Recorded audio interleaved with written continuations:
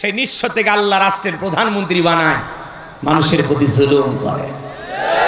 আছে না নাই? গভীর মনোযোগ দিয়ে শুনবেন। আল্লাহ জিরো থেকে হিরো বানায়। এরকম একজন শাসককে আল্লাহ জিরো থেকে হিরো বানাইছিল, এর নাম ছিল কাবুস। বল খেয়াল বলা হতো, কিপ্টিদের তরফ থেকে স্পেশাল নাম হলো রামসিস। আর মিশরের বাদশা হওয়ার পর উপাধি নাম হলো ফেরাউন। এই ক্ষমতার চেয়ারে বসে নিজেকে বলেছিল আনা রব্বুকুমুল আলা, আমি বড় প্রভু, আমি বড় খোদা। জোরে কর নাউজুবিল্লাহ। আমি কি একটু সংক্ষিপ্ত করে তুলে ধরবো আপনাদের? কষ্ট হবে না আপনাদের? একটা তাকবীর দেন, লিল্লাহে তাকবীর। একটু শোনেন, মজা পাবেন, কষ্ট হবে না ইনশাআল্লাহ। দেখেন আল্লাহ জিরো থেকে হিরো বানায়, আর সেই সমস্ত জিরো থেকে হিরো হওয়া মানুষগুলো কতটা স্বৈরাচারী হয়, কতটা জালেম হয়, কতটা বেঈমান হয়, কতটা গাদ্দার হয়, একটু তুলে ধরতে দেন, মিলে যাবে। খাপে খাপ মমতাজের বাপ, বুঝতে পারলে শয়তানের বংশ হয়ে যাবে সাপ। গোলাম রব্বানি কাউরে করবে না মাপ। কথা বলেন ঠিক কেন? এইবার চলেন আমি সামনের দিকে যাই। এই কাবুস নামের ফিরাউন ছিল ভবঘুরের যুবক। ভবঘুরের যুবক বোঝেন না? যারা ইয়াবা, ফেন্সিডিল, গাঁজা, মদ খাইয়া গাছক ধাক্কা মেরে কই ভাইজান সাইড দেন। বউ যদি দরজা খোলে অমুকের বাপ তুমি ধোলকা, কয় মা তুমি বুঝবা না, আজ একটু বেশি পরিমাণে মাল খাসি। এরকম নেশাখোর আছে না নাই? যারা ঘরের দরজা সন্ধ্যার দিকে বন্ধ করে জিকির করে ইগিয়াবা ইগিয়াবা ইগিয়াবা ইগিয়াবা, মা বাবা চিন্তা করে বাবা এটা কিসের জিকির? জ্বর, সর্দি, গলা ব্যথা, কাশ, এগুলো ট্যাবলেট কয়, কিচ্ছু বোঝার দরকার নেই, টাকা দে নইলে তোর মাথা ফাটাবো। পিতা মাতা চিন্তা করে একমাত্র সন্তান দেই, জন্মের খাওয়া খা, মরে মরুক, বাঁচে বাঁচে। কথা কন ঠিক কিনা? এ যুবক, মাদক সেবন করা যাবে না। মাদককে না বলুন, মাদককে না বলুন। যারা মাদক সেবন করে এরা আর মানুষ থাকে না, এরা হয়ে যায় পশু। ওই যে কুমিল্লার একটা ঘটনা তোমরা দেখলে না? মাত্র 9 বছরের একটা শিশু বাচ্চা 3য় শ্রেণীতে পড়াশোনা করে, একটা লোক মাতাল নিশাখোর ওই ছোট্ট মেয়েটাকে ধরে নিয়ে যায় আর তাকে ধর্ষণ করেছে। মেয়েটা চিৎকার মারার কারণে গলা টিপে তাকে হত্যা করেছে। প্রশাসনের লোকেরা তাকে এইবার সেই চাঁদপুর থেকে গ্রেফতার করে নিয়ে আসছে। বাজান গো আমার চিন্তা করেন মানুষ কতটা পশু হয়ে গেলে একটা ছোট্ট শিশুকে পর্যন্ত ছাড় দিতে পারে না। তার মানে যারা মাতাল নিশাখোর এদের কমন সেন্স জ্ঞান বলে কোনো কিছু থাকে না। এরা মানসিক ভাবে হয়ে যায় পাগল। যখন নেশাদ্রব্য পান করে এরা হয়ে যায় মেন্টাল, এরা হয়ে যায় পশু, এরা মানুষ থেকে হয়ে যায় মানবরূপী জানোয়ার। নেশাদ্রব্য পান করে কয়েকদিন আগে এক বাবা 5 বছরের কন্যা সন্তানকে তুললো আর আছাড় মারলো, মেয়েটা মারা গেল। মাতাল মাতাল বাবা। দেখলেন না গাজীপুরের ঘটনা? ছেলেটা নেশাখোর, মারে গেলে দে বাবাকে গালি দেয়, ওরে অত্যাচারে অতিষ্ঠ হইয়া ঘুমান্ত ছেলেকে বাবা কুড়াল দিয়া পিটায়া মারছে। কতটা আঘাত পাইলে, কতটা কষ্ট পাইলে একটা বাবা নেশা করে ছেলেকে বিদায় করে দেয়, চিন্তা করা যায়। তাহলে মাদক দ্রব্য পান করা যাবে না। মাদককে না বলুন। এই যুবকেরা, নেশাদ্রব্য পান করা যাবে না। যারা মদ খায়, ইয়াবা খায়, গাঁজা খায়, ফেন্সিডিল খায়, আফিম খায়, হিরোইন খায়, যারা নেশাখোর এরা ভালো বাবা হতে পারে না, এরা ভালো সন্তান হতে পারে না, এরা সমাজের সুনাগরিক হতে পারে না। যারা নেশাদ্রব্য পান করে এরা হলো টোকাই। চেহারা দেখে বোঝা যায় মাল খাসে। কথা কর না কে? মায়ের মাথায় কসম খায়, কয় মা আর জীবনে খাবো না। নিশা যখন উঠে যায় কসম ভুলে যায়। আর একদিন বউরে ছুঁয়া কয় আর জীবনে খাবো না, তারপরে আবার খায়। কারণ নেশাখোরদের ওয়াদার কোনো দাম নাই। কি খাও আজে বাজে জিনিস, ওই ইয়াবা, ফেন্সিডিল, গাঁজা, মদ ওগুলো না খাইয়া ওই টাকা যদি জমাইয়া বউরে মাসে একটা 3 পিস দিতে পারতা, অন্তত 12টা মাসে 12টা বাসরাত পাইতা। হ্যাঁ, বুঝলেই না? রাগ করেছেন বোঝে? তাহলে যুবক, মাদক দ্রব্য পান করা যাবে না। যারা শরাব পানকারী এরা জান্নাতে প্রবেশ করতে পারবে। এই জন্য মা এই দিক খেয়াল করেন, এই যে মদ পান করেন, টাকা পয়সা নষ্ট করেন, এগুলো খাওয়া জায়েজ না হারাম? তাহলে হারাম জিনিসটা কেন খাইতেছেন? কি কারণে খাইতেছেন? একটু ভালো হয়ে যান। মাদক দ্রব্য যখন, এদিক খেয়াল করেন, যখন একটা মানুষ নেশা করে সে তখন মানসিকভাবে পাগল থাকে না। এই যে দেখি মাঝে মাঝে ট্রাকওয়ালা একেবারে বাড়ির ভিতরে ঢুকে দিচ্ছে, দেখেন না? মানে কিছু খাইছে, না হলে আমি কেমনে হইলো। আবার অনেকে ঘুমের তালে ঢুকে দেয়, সেটা ভিন্ন কথা। কথা বোঝেন না? এই জন্য বাজান গো আমার, খবরদার খবরদার সন্তানদেরকে মানুষ বানাবেন, ছোটবেলা থেকে নজরে রাখবেন। আরে ইয়াবা ফেন্সিডিল হাত দিয়ে ধরা তো দূরের কথা, বিড়ি খেলে 4 দিন বেঁধে রাখবেন। খাইলি কেন বেটা কম? আর এখনকার বাপ বেটা একসাথে বিড়ি খায়। হ্যাঁ, বাপের পকেট থেকে নিয়ে ছেলে খায়, আর ছেলের পকেট থেকে নিয়ে বাপে খায়। আর এখনকার ডিজিটাল অসভ্য বেহায়া বাবা হয়েছে, ছেলের হাতে টাকা দিয়ে বলে দোকান থেকে 1 প্যাকেট সিগারেট নিয়ে আয়। যে বাবা ছেলের হাত দিয়ে ছোটবেলায় সিগারেট আনাইয়া খাইলো, এ ছেলে বড় হইয়া বাবার সামনে গাঁজা খাবে, প্রতিবাদ করার সাহস থাকবে না। কথা বলে ঠিক কিনা? কারণ পানি তো উপর থেকে নিচে করায়। ছেলে বলবে তোমার কাছ থেকে তো শিখছি, হাত ধরে তো মসজিদে নিয়ে যাস না ছোটবেলায়, টাকা দিছিস আর কই বিড়ি নিয়ে আয়, টাকা বাঁচলে 2টা চকলেট খাস। আছে না নাই? এটা বাপ না বাপ রূপী শয়তান? হ্যাঁ, কে কে ছেলের হাত দিয়ে সিগারেট আনাইছেন? হাত তোলেন তো, হাত তোলেন।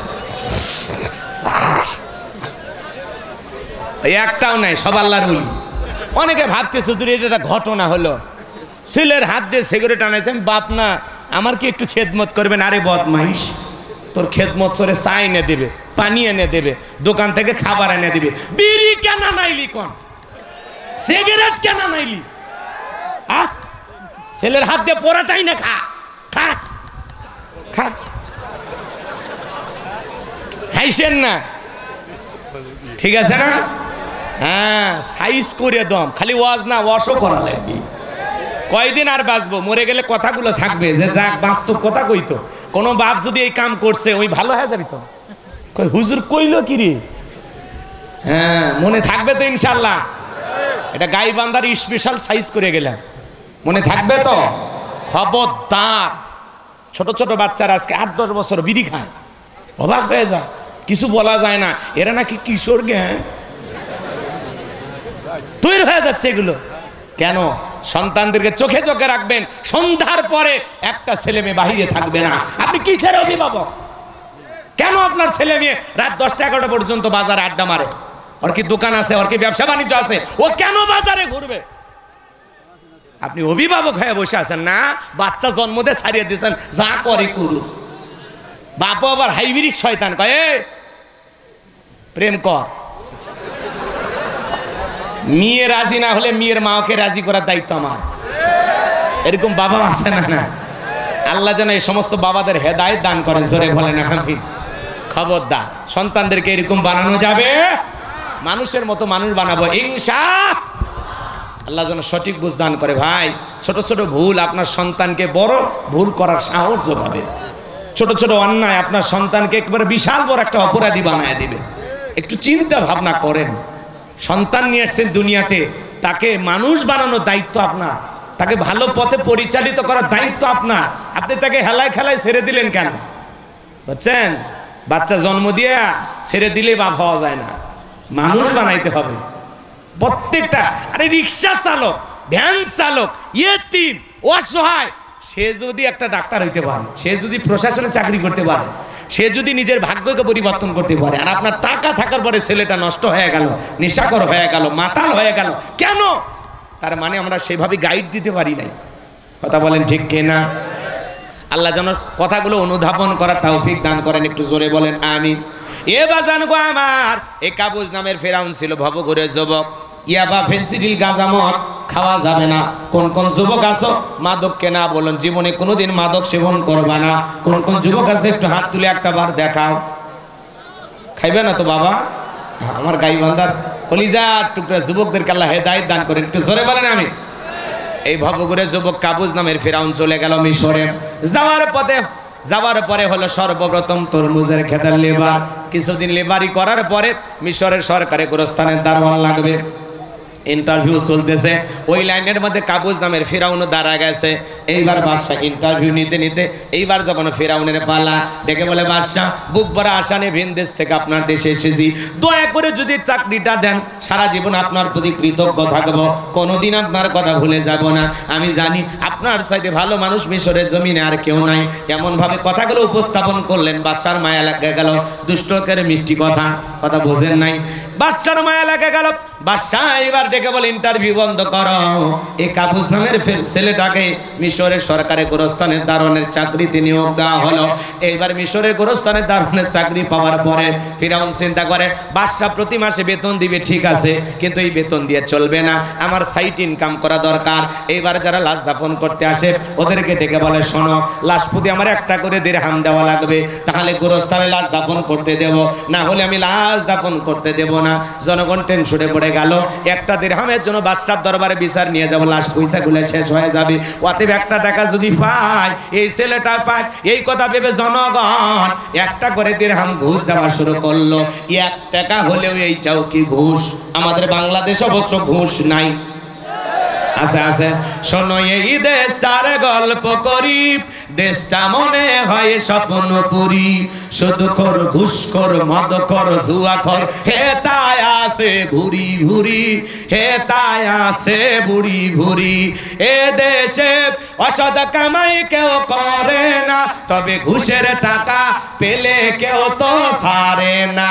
টেবিলের নিচে দিয়ে হাত বাড়িয়ে কালো টাকাটা নেই সারিয়ে, টেবিলের নিচে দিয়ে হাত বাড়িয়ে কালো টাকাটা নেই সারিয়ে। করছে ওরা বড় দেশের চুরি, করছে ওরা বড় দেশের চুরি। শোনো এই দেশটার গল্প করি, একটা ছেলের চাকরির জন্য 10 লাখ 15 লাখ 20 লাখ টাকা ঘুষ ওপরওয়ালাকে দেওয়া লাগে। ওপরওয়ালা বলতে কি ফেরেশতা যে নিয়ে যা, এদেশের চেয়ার টেবিল পর্যন্ত ঘুষ খায়, কথা বলেন ঠিক কিনা? এই বাজান লম্বা হবে, লম্বা করব না। এইবার একটা করে দিরহাম জনগণ দেওয়া শুরু করলো, আর ফেরাউনের পকেটের টাকাটা ঢুকতে শুরু হয়ে গেল। আল্লাহর খেলা বোঝা বড় দায়। ওই জামানা আল্লাহ রাব্বুল আলামিন একটা মহামারী দিলেন, যার নাম হলো ডায়রিয়া, কলেরা। 2020 সালে তাম পৃথিবীর মানুষকে আল্লাহ একটা মহামারী দিলেন, নাম হলো ধরো না ছুঁয়ো না, নাম হলো করোনা। বাবা করোনা রোগে আক্রান্ত হয়ে মারা গেছে, ছেলে বাবা লাশটা ধরতেও যায় নাই, বাবার কবরের মাটিও দেয় নাই। বাবার সম্পত্তি ভালো লাগে, বাবার লাশ ভালো লাগে না। দেখেন না, বাবা অসুস্থ হয়ে গেলে আগে বলে আব্বা টিপ দেন, কখন আজরাইল এসে মিস কল দেবে, আপনি আগে টিপ দেন। আগে বাবার সম্পত্তি, চিকিৎসার কথা মনে থাকে না, কথা বলেন না কেন? মা করোনা রোগে আক্রান্ত হয়েছে, মারে জঙ্গলে ফেলায় আসছে, কথা বলেন ঠিক কিনা? এই করোনা মহামারী বুঝা দিয়েছে দুনিয়াতে কেউ কারো আপন না। বন্ধুর করোনা হয়েছে আর এক বন্ধু দেখতে যায় নাই, ভাইয়ের করোনা হয়েছে ভাই কাছে যায় নাই, বোনের করোনা হয়েছে আর এক বোন কাছে যায় নাই, কথা বলেন ঠিক কিনা? এমনকি স্বামীর করোনা হয়েছে স্ত্রীও কাছে যায় নাই, স্বামী আলাদা রুমে, স্ত্রী আলাদা রুমে, খাবারের প্লেট টেলে সাজাইয়া লম্বা একটা বাঁশের লাঠি দিয়া স্বামীর ঘরের ভিতরে